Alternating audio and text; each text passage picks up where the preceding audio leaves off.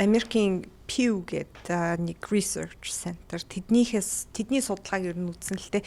Тэгэд ингэхэд бол сүүлийн 2018, 2020, 2022 оны 3 сонгуул бол ер нь хамгийн өндөр нөгөө нэг эрчтэйгээр бүртгэгдсэн сонгуулиуд гээд байж байгаа. Сонгуул өгөх эрхтэй бүх нийт хүн амын 66% нь бол сонгуул өгсөн байна.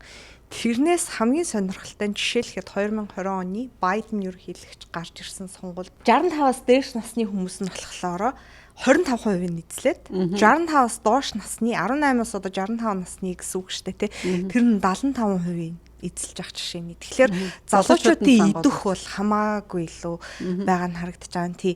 Монгол улс цаашаа хөгжихийн тулд биднээс юу хэрэгтэй юм бэ гэдэг эхлээ бодох хэрэгтэй. Нэгдүгээрт бол Монгол хүмүүс орлоготой болох хэрэгтэй, тийм үү? Орлоготой болох хэрэгтэй. Хоёрдугаарт бол улс эх орн хөгжихийн тулд үйлдвэр хэрэгтэй. Хүмүүс ажилтаа байх хэрэгтэй, тийм үү? Дээр нь эрх чөлөөтэй байх хэрэгтэй, тийм үү? Хүмүүс нь үнэхээр ардчилсан улс бай гэж бодож байвал. Би одоо нэг сонгуулийн талаас нь ярих юм бол хүмүүс илүү тэр талаас нь харж сонголтоо хийвэл илүү хэрэгтэй байх гэж бодоод байна л да. Тийм учраас яг эхлээд бол Монгол улс хаашаа явж байгаа? Хөгжих гээд байгаа юм уу?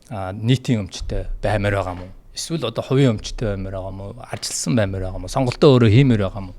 Гэт иймэрхүү жоохон наад захын юмнуудыг жоохон бодож сонголтоо хийх хэрэгтэй.